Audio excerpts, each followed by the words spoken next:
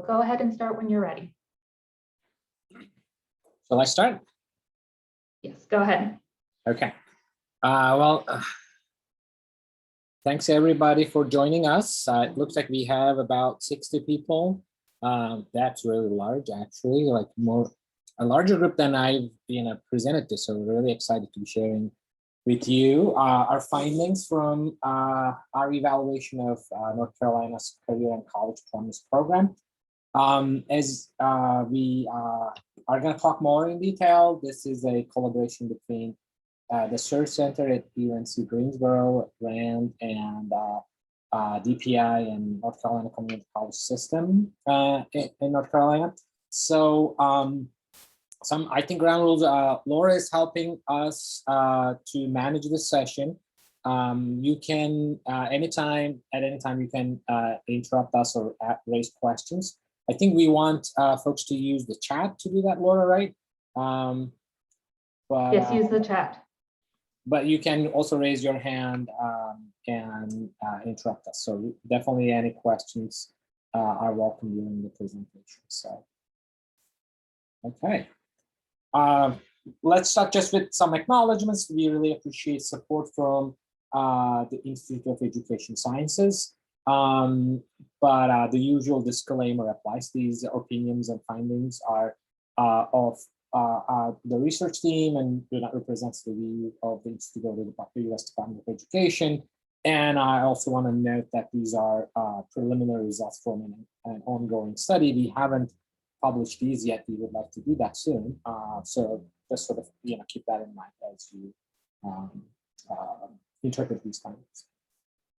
Just wanted to give you an overview of our conversation. I should have actually introduced myself. My name is Fatih Unlu. I'm a senior economist at the RAND Corporation. I also direct our program in higher education, labor, and workforce development. I'm a co-PI of the evaluation of Career and College Promise. Joining me during today's presentation will be Brian Phillips and Christine Mulhern from RAND. I'll ask them to introduce themselves quickly when they start presenting. So I'll present a few slides about really quickly, some background about dual enrollment in North Carolina Career and College Promise program. We'll talk a little bit about the pathways and the eligibility criteria. Brian is then going to talk to you about the data and methodology that we use in our analyses. He will also talk about some quick statistics about participation in the two pathways that we are looking at today. And then Christine is going to walk you through our findings regarding the impact of the college transfer pathway and the impact of the CT dual enrollment pathway. And then I will wrap up with some quick takeaways, and hopefully we'll have ample time for discussion. Okay. So what is Career and College Promise, shortly CCP?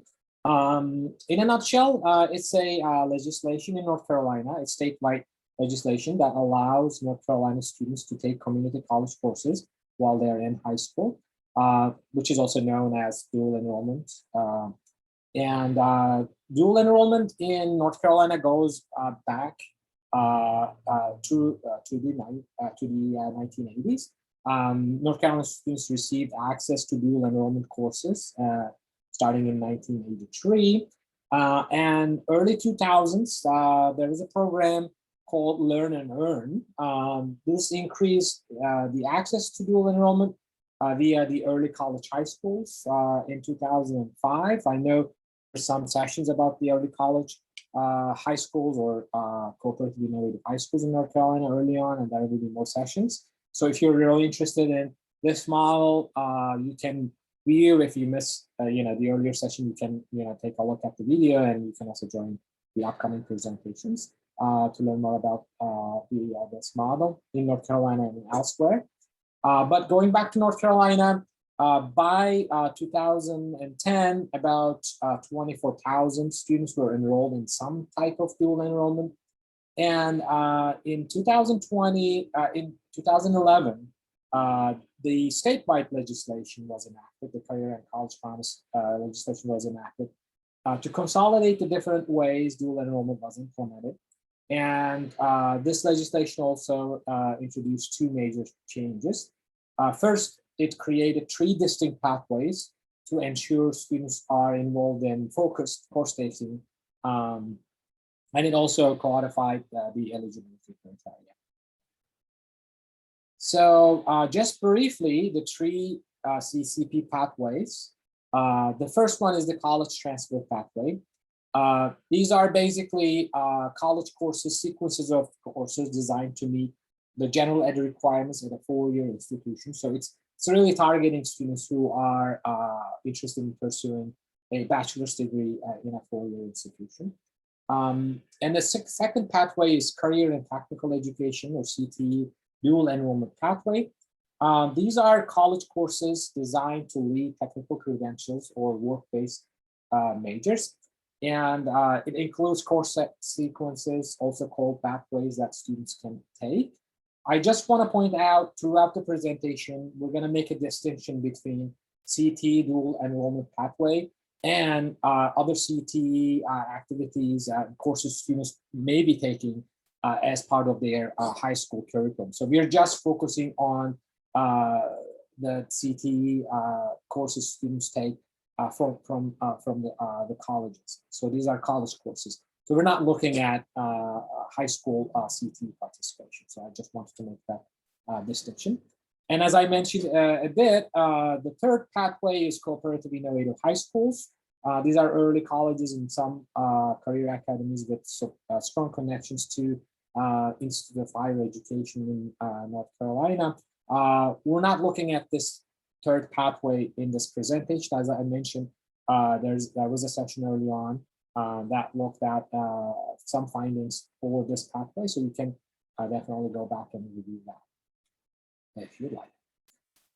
Okay, so eligibility criteria. As I said, one of the things that the CCP legislation introduced was this sort of codifying the eligibility criteria, which is an important part of the of this program.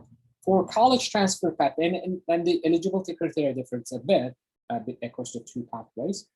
The college transfer pathway targets primarily high school juniors and seniors, and up until 1920 school year, where there have been some changes to the criteria, but up until 1920, the 2 requirements were have a weighted GPA of 3.0 or higher in high school courses, and also students demonstrate college readiness by attaining some achievement levels in assessment tests, some assessment tests that were clearly laid out in the legislation.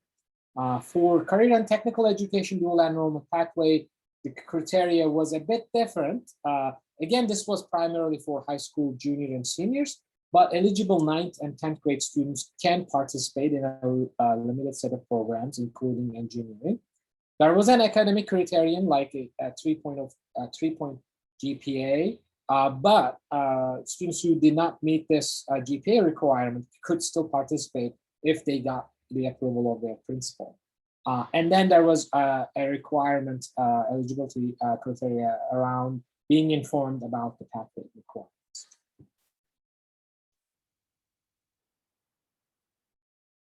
So just some background about this study that we are presenting results from.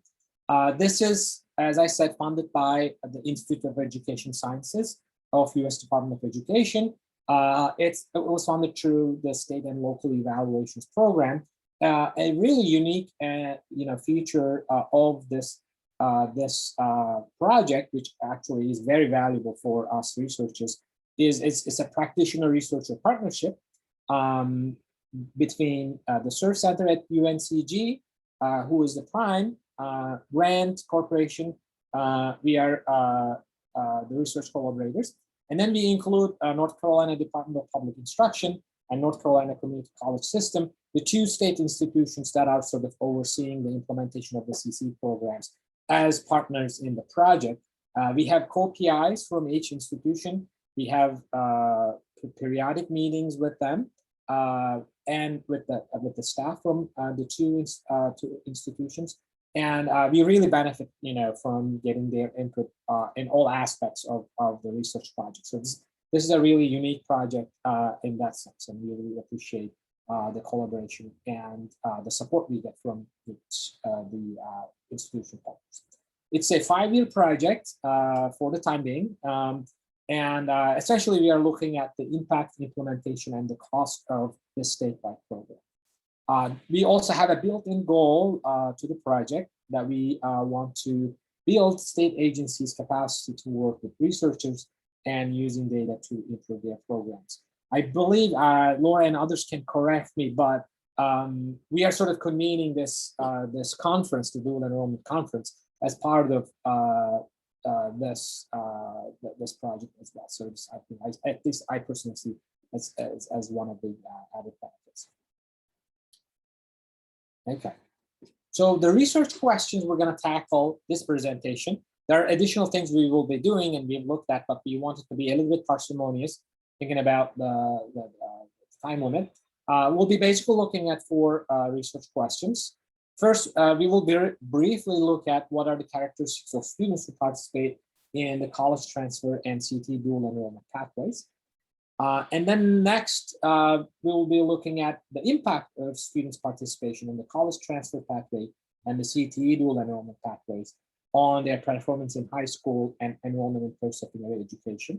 So we're looking at a sort of smaller set of outcomes right now. But we will be expanding our analysis to further outcomes like performance in post-secondary education, attainment of post-secondary credentials, and hopefully labor market outcomes. Those will come later on. And I should say we are just starting our 3rd year in the 5-year project. So that's one of the reasons why these are sort of preliminary and we're looking at a parsimonious set of outcomes. And then the 4th question is, we're going to look at some subgroups to see whether the impacts were different for specific student populations, specifically students who are female or subgroups based on gender, socioeconomic status, and race ethnicity. And as Julie put in the chat, Julie is our fearless leader, the principal investigator of this project. We really appreciate Corinne Alfred's support from IES, who's our project officer. So let me stop here and see whether anybody have any questions thus far, because this is kind of the end of my spiel right now. Brian's going to take over and walk us through some of the data methodology questions.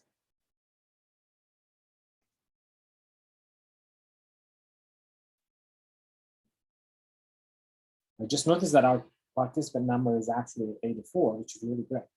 I don't want to put any extra pressure on Brian and Christine, but we have a really great turnout. So really appreciate everybody joining us. Okay, yeah, this is not your only chance. So let me pass this to Brian. Brian, are you ready for the next slide? Sure. Thanks so much, Fatih.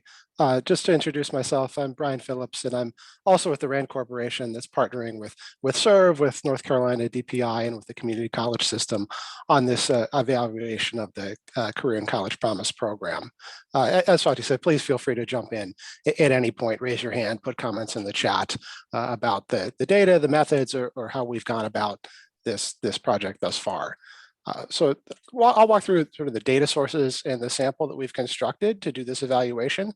The first, of course, is to build a big longitudinal data set of students that are in North Carolina public high schools, going back to the beginning of this program to the most recent year of data in our data set right now from the high schools is 2018-2019.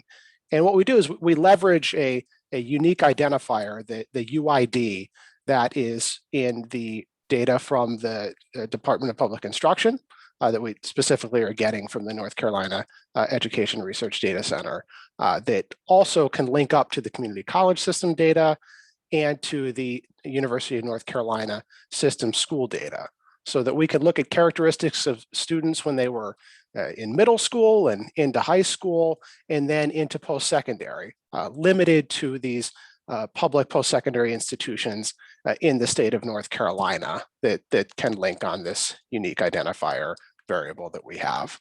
The sample that we've constructed is based around cohorts of 11th graders. So as Fatih said, in some instances, students can enroll in these pathway programs, and in particular, the CTE dual enrollment pathway in 9th and 10th grade, but most aren't. Most are starting in 11th or 12th grade in one of these dual enrollment pathways. So we construct this starting with students who were in 11th grade in the 2012 to 13 school year, which was really the first set of 11th graders who would have had 2 full academic years of access to the CCP program as it's sort of structured around these pathways. And we go through those who were in 11th grade in the 17-18 school year, which would have resulted in high school graduation if it were on time in 18-19. So this is 6 cohorts thus far. And as this 5-year evaluation goes into year 3, 4, 5, we're going to be adding cohorts along the way so that we can, 1, track these first set of cohorts further into post-secondary and out into the workforce, as well as be able to add additional cohorts of students to the analyses that we've been able to do thus far. And we'll turn to the next slide. We'll talk about how we approach the impact analysis. In short, we use a quasi-experimental method that compares students who are in the pathways to those who didn't participate in the pathways, who in fact didn't take community college courses in high school at all. Both groups could have taken AP courses, but we'll note that we don't compare these pathways students to students at the cooperative innovative high schools. So North Carolina's version of the sort of early college, that's one of the 3 avenues that students can take to dual enrollment in high school through the CCP program, but we sort of covered it in a separate session earlier today.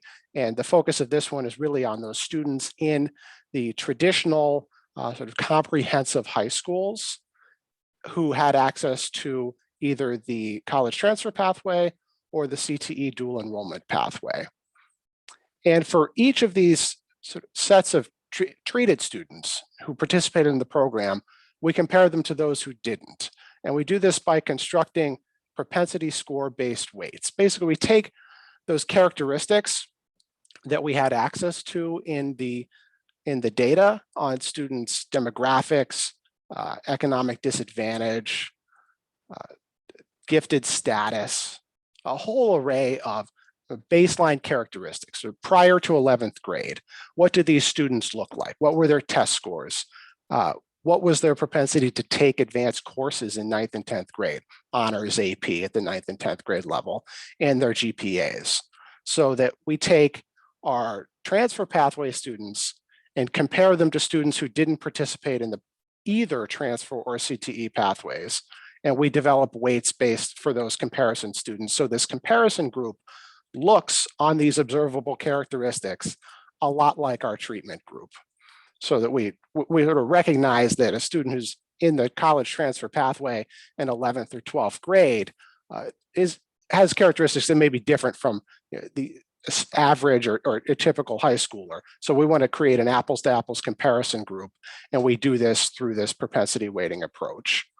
And so we actually have and we do the same thing for the CTE dual enrollment pathway. So sort of 2 sort of separate analyses that we're talking about here with sort of different weights applied to the comparison group based on how much they looked like the transfer pathway students and how much they look like the CTE dual enrollment pathway students.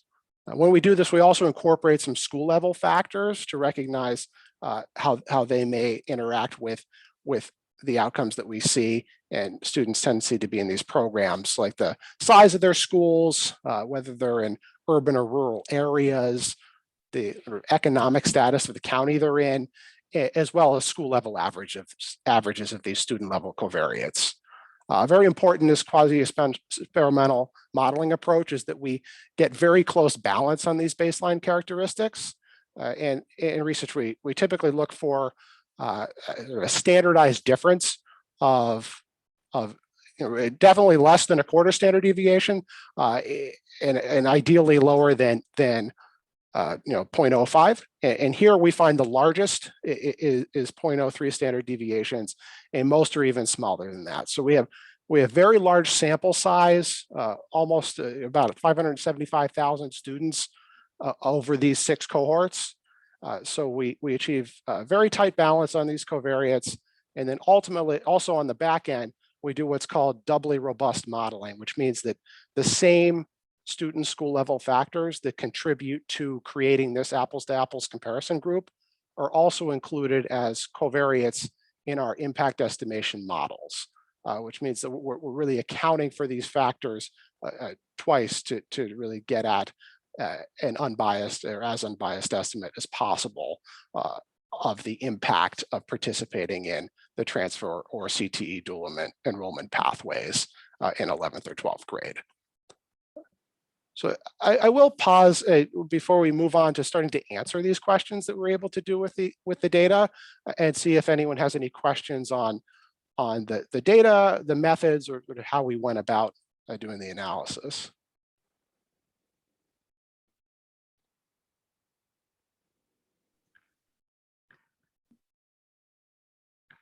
There's no questions in the chat, so unless Sure. anyone jumps in, go ahead. Yeah. Yeah, I'll push on, but of course, feel free to jump in as questions come up in your mind. The first question is, what are the characteristics of students who are participating in these 2 pathways? And this table here is based on characteristics of 12th grade students in the 2018 to 2019 school year. This remains the last year of data we have from DPI via the center that provides data, North Carolina Education Research Data Center. And we see in the top rows of all 12th grade students, they're about 11% in the transfer pathway and about 9% in the CTE dual enrollment pathway. And the remainder of the rows in the table give a sense for which groups are more or less likely than that all student average to be participating.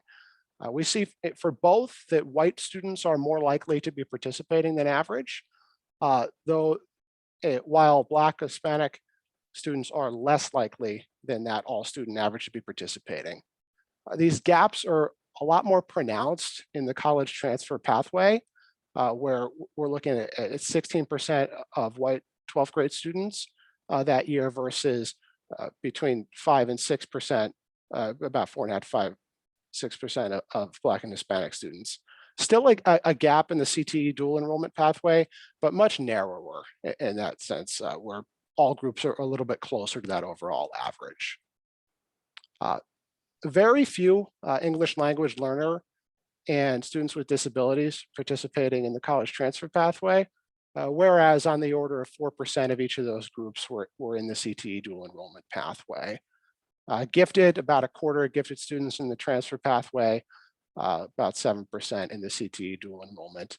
And economic disadvantage, just to sort of signal ahead, we see some interesting results for, but we see here participation rates of all economically disadvantaged 12th graders of about 5.5% in the transfer pathway and 8.5% are in the CTE dual enrollment pathway. Just to pin that this is really for this year, that the characteristics across the full set of cohorts could look a little bit different than this 12th grade year. And we also recognize the program has continued to evolve over the 2 to 3 years since then. And these characteristics may be different in, for example, the 2021-22 school year than what we had access to in our data. So at this point, I'm going to turn it over to my colleague, Christine, who's going to walk through what we see in the impact analysis for both of these pathways. Great, thanks, Brian. I'm Christine Mulhern. I'm a policy researcher at RAND, and I'm going to talk about the impact analysis now. So first, I'm going to go through our estimates of the impacts of participating in the college transfer pathway. And I'm going to talk through kind of how we've organized these tables and then go through the subsequent slides a little more quickly. So in this table, we have on the left the main outcomes that we're looking at, which Brian and Fatih previewed a little bit, but we're going to focus on the impacts of these programs on students' GPAs, the college level credits they're earning, graduation rates, and then college enrollment. And so in this table, we have the average levels for the CCP, or in this case, the CTP participants, who are going to be the students that we're interested in. And then in the second column, we have the average levels for the non-CCP participants, which is going to be our weighted comparison group that Brian just talked about. And so we're going to focus on the difference in the average outcomes for these two groups, which make up our impact estimates in the third column. And then the stars in this column indicate whether the differences between the CCP participants and non-participants are statistically significant. And so in this table, you'll see that all of the estimates have 3 stars, which means that they're significant at the 0.1% level, which means there's only a 0.1% chance that these differences are due to chance. So we're pretty confident that these are real effects of the program on these student outcomes. And then the last column has the standardized effect sizes. And so for these, we've divided our impact estimates by the standard deviations of those outcomes, so that you can compare the effect sizes across outcomes. So this might be helpful for seeing kind of which outcomes are we seeing larger effects than other outcomes. And so the main takeaway from this table here is that students participating in the college transfer pathway are earning more college level credits than students not participating in the pathway. And we see that they earn on average 8.5 more college level credits than students who are not participating. They earn about 9.8 of these credits through the CCP pathway itself. And then they also earn about 0.7 more CTE credits. We don't find much of an effect on GPAs. Kind of, while these are significant, they're pretty small estimates overall in terms of GPA points. And then we see about a 0.8 percentage point increase in high school graduation rates. So CCP participants graduate at a rate of about 99.5% relative to 98.6% for the non-CCP participants. Next, we look at impacts on college enrollment. Here we're focused on enrollment in North Carolina public institutions because these are the data that we have right now. And so we see that CCP participation increases college enrollment overall, as well as by different types of institutions. So the CTP students are about 8.7 percentage points more likely to enroll in a North Carolina public institution than students in the comparison group. There's about a 3.2 percentage point increase in enrollment in UNC system schools, which are the 4-year public institutions in North Carolina, and then a 6.5 percentage point increase in enrollment in the 2-year community colleges in North Carolina. Okay, so next we're going to look at differences by subgroups, and in particular, we're going to look at the impacts of CTP participation on males and females, and then in the subsequent slides, we'll look at some other subgroups. So in this slide, we've transposed our tables, and so we now have in the columns different outcomes, and so you can see effects on 4-year graduation rate, credits, and then college enrollment, and then the rows indicate the effects for different groups of students. So the first few rows are based on female students. We have the average levels for the CCP participants who are female, and then for the non-participants who are female. And we're going to focus on the bolded rows, which indicate the impact estimates for either females up top or males at the bottom. And then the last row indicates whether the differences in the impacts are significantly different for females and males. And so focusing on the first column, we see that CTP participation increases graduation rates by about 0.9 percentage points for females, 0.7 percentage points for males. Each of these impacts individually is significant, and then there's also a significant difference in terms of the impacts on females versus males.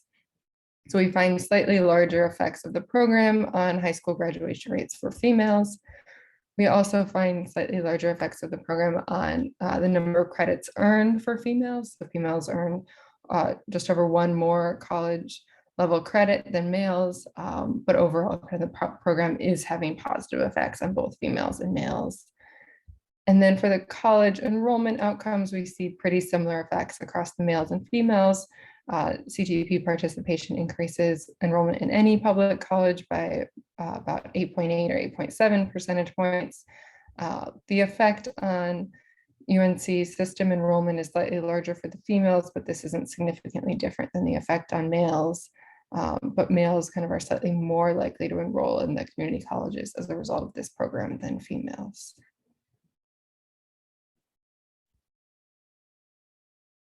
Okay, so next we're going to look at impacts by underrepresented minority status. So here, underrepresented minorities are students from racial or ethnic backgrounds that have historically been underrepresented in post-secondary institutions.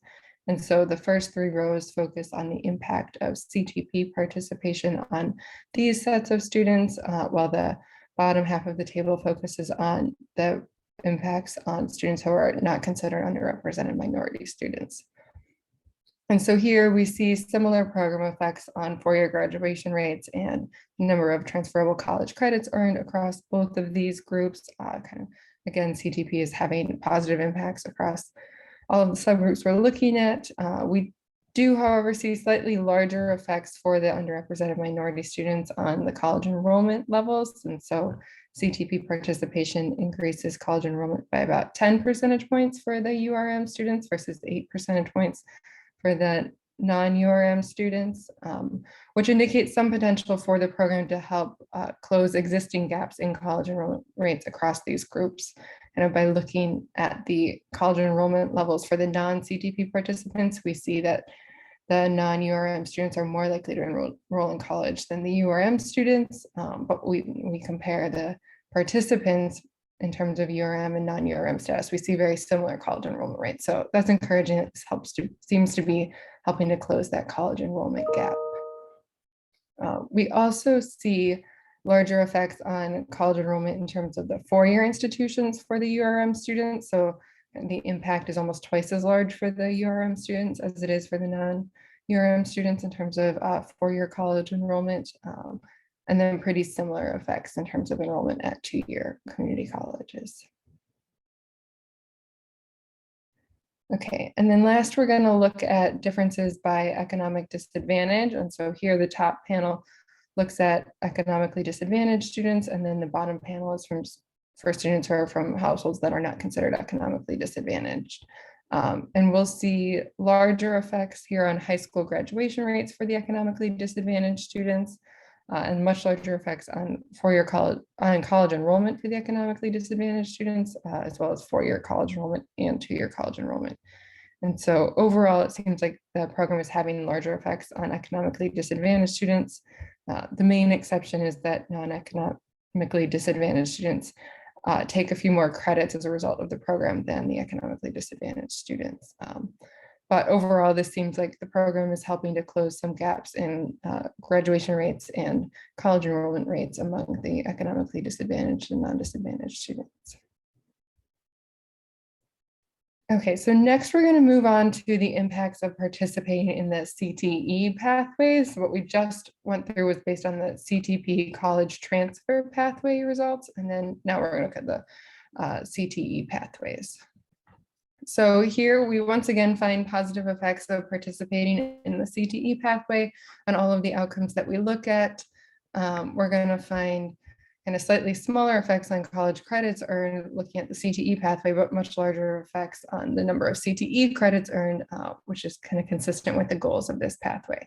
So students in this pathway take almost 6 more CTE credits than students who are not participating in CCP, which leads to kind of earning a total of about 2 more transferable credits per year than students who are not participating in CCP. We also find larger effects on high school graduation for this pathway. So CTE participants are about 2 percentage points more likely to graduate high school than students in the comparison group. And then in terms of college enrollment, we also see that CTE participation increases college enrollment by about 9 percentage points, increasing enrollment from 48% up to 57%. For the CTE students, this effect is entirely driven by increased enrollment in North Carolina community colleges. So the program increases community college enrollment by about 10 percentage points and really doesn't have an effect on enrollment in the UNC system or public four-year colleges. Okay, and then in terms of the subgroups, so this slide looks at male versus female impacts. We see similar impacts on high school graduation rates for the male and female participants.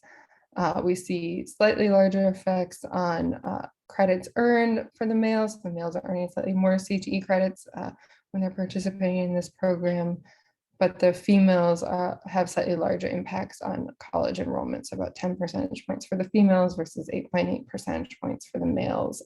Those difference is not actually significant. However, if we look at enrollment in four-year colleges, we do see a slightly positive impact for females and a negative impact for males. And so we're going to have a significantly different effect for males and females in terms of four-year college enrollment, but no significant differences in terms of two-year community college enrollment, which is where most of the impact of CTE is coming in terms of college enrollment. Next, for the URM versus non-URM students, so here we see similar effects in terms of high school graduation rates on the underrepresented and non-underrepresented minority students, about 2.1 percentage points. The number of CTE credits earned is about slightly higher for students who are not URM students. So they're earning about 6 more credits as opposed to 5.5 more credits. But then the college enrollment effects are going to be larger for the URM participants, about 10.4 percentage points versus 8.8. And this seems to be driven by larger effects in terms of enrollment in UNC system schools, with the URM students enrolling at or having a larger impact on their enrollment than the impact on the non-URM students. And the differences for community college enrollment are not significant across these two groups. So overall, this is consistent with what we saw in the CCP pathway, where the participation in CTE seems to be reducing some of the gaps in college enrollment between URM and non-URM students who are not participating in CCP. Okay, and then last we have subgroup effects by economic disadvantage. Again, here we do see that economically disadvantaged students have much larger impacts on their high school graduation rate than non-economically disadvantaged students. So the CTE effect is almost twice or about twice the size for the economically disadvantaged students at 3 percentage points relative to 1.5 percentage points for the non-economically disadvantaged students. We don't see much of a difference in terms of the CTE credits earned, but we also see a larger impact on enrollment in college for the economically disadvantaged students and those who are not economically disadvantaged. So the overall effect is about 10.4 percentage points for them relative to 8.6 for those who are not economically disadvantaged. And this is mostly driven by enrollment in UNC system schools being larger, or the impact being larger for the economically disadvantaged students and those who are not economically disadvantaged. Right, and I think that is it for our impact analysis. Fatih is now going to summarize some of the takeaways from these findings. Thanks so much, Christine and Brian. So these are our takeaways. Just a quick summary, definitely looking at, we are open to your comments about how you would be interpreting these differences. Just as a time check, we have 10 minutes. We have 2 more slides, so definitely some time for discussion. So just to wrap up, we saw large impacts for both pathways on earned transferable college credits and enrollment in North Carolina post-secondary institution post-high school. For the college transfer pathway, we see an impact on both 2-year and 4-year enrollments. For the CT dual enrollment pathway, the impact is primarily driven by the 2-year enrollment, which probably makes sense because it is plausible that these students are sort of getting some college courses towards a credential in high school, and they continue to enroll at higher rates in a North Carolina community college system school to complete their program and get their credential. So sort of like a not surprising finding for us. We found subgroup impacts, which are, I think, pretty interesting, and the way I think Christine was describing them is also pretty compelling, that they're generally positive, the two subgroups that we were looking at, we are generally seeing positive and significant effects. But when we look at the differences in the effects, the females versus males, underrepresented versus non-underrepresented, economically disadvantaged versus not, we were seeing more differential positive impacts more consistently for the economically disadvantaged subgroup. So I think we can have different hypotheses for why this might be the case, but I'll just leave it there, and we can talk about that more afterwards. There are sort of some caveats, of course, for these results. The important one is, as Brian talked about, we are basically accounting for a rich set of covariates or observable differences between participants and non-participants that may be related to the outcomes. But there could be things that we cannot capture, like motivation, engagement, and things like that. That may show up, that may affect their outcomes and show up in these differences that we are finding. So this is always a caveat I think we should keep in mind in a quasi-experimental study like this. And then maybe another thing to keep in mind is, for now, we're basically looking at enrollment in a North Carolina post-secondary institution. Since students are sort of taking their college courses as part of these pathways in a North Carolina institution, we may be sort of like, biased to find more positive effects. We're not capturing, out of state or private enrollments. We will be looking at those in the future using National Student Clearinghouse data. But just wanted to mention that this as a caveat for the results. And some questions we have that maybe can start a discussion. What questions or wonderings do you have about the impact findings? Are there other subgroups that we should be looking at? Given our sample sizes, there are additional subgroups actually that might be viable for us that is not usually feasible in smaller studies. And then what did you think about the way we talked about and presented the subgroup findings? Sort of looking at impacts for one subgroup, looking at impacts on the counterparts, and then looking at the difference. It may be a little bit complicated, but we're definitely open for your input and thoughts about how we could do this more effectively.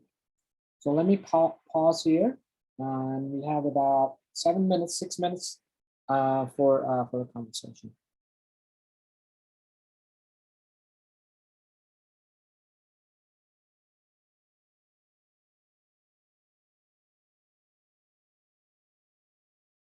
I think I see that somebody raised their hand.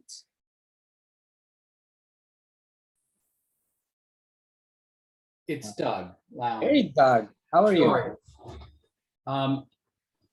I have found, so there's some parallels here between these pathway findings and the early college findings that you guys have done and me and my colleagues have done in the sense that college credit accrual seems to benefit well-represented subgroups more than underrepresented subgroups, whereas enrollment sometimes goes the other way. I don't know why that might be, but I bet there are people in the audience who do, and maybe you and Julie and your team have thought about that. But there's the fact that it's coming up in this form of acceleration, and also the early college form of acceleration, I find pretty interesting. Yeah, that's a really good point. Julie, do you have any thoughts? I don't want to put you on the spot, but. Sure. So we talk a lot about this, Doug, actually, and this is Julie Edmunds. And one of the things that we notice is that if you do a proportional increase, so if you look at sort of the percentage increase above where the control group is, for example, the proportional increase is actually larger than the percentage point increase. So, if you're looking, for example, at the total number of credits earned, for example, there the economically disadvantaged, they're earning 5 times as many credits in the treatment group than in the control group, as opposed to 2.5 times as many credits. So if you were treating it as a logistic, so statistics wise, if you were treating it as a logistic regression, your odds, right, would be actually higher in the economically disadvantaged. The impacts would be higher. So I think some of it is the way that we talk about the outcomes and present them. And I'm not quite, I feel like both of these are sort of good ways to think about the outcomes, sort of the proportional increase and then the actual percentage point increases.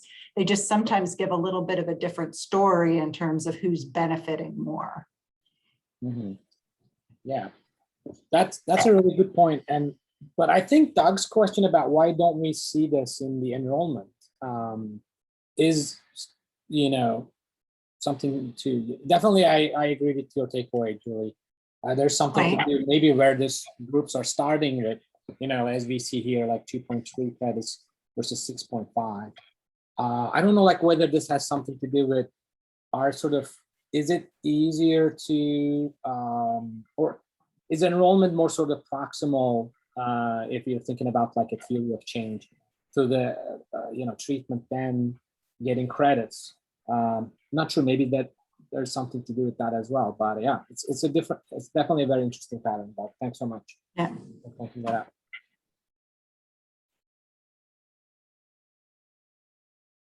Did we answer your question? Do you have like any follow-ups? Well, it's, getting a college credit, succeeding in a college course is a function of student effort, teacher quality, comprehension, things like that. Getting into college is a function of admission priorities of the institutions, at least at the UNC system, right? Some are selective, some are not selective. In the community college system, well, that's an open enrollment thing. So, there's different institutional priorities at these different institutions. And so there could be that there's some preference for underrepresented students who have shown great promise for doing academic work. And this is certainly an indication of that. So that's just one speculation. Yeah, a lot to think about. We have about 2 minutes left. It looks like. Any other questions, comments? We see a question in the chat. Can you share some descriptive information about the participation of high schools? Eastern North Carolina is very different, for example. Are those schools as likely to participate in pathways, especially rural schools?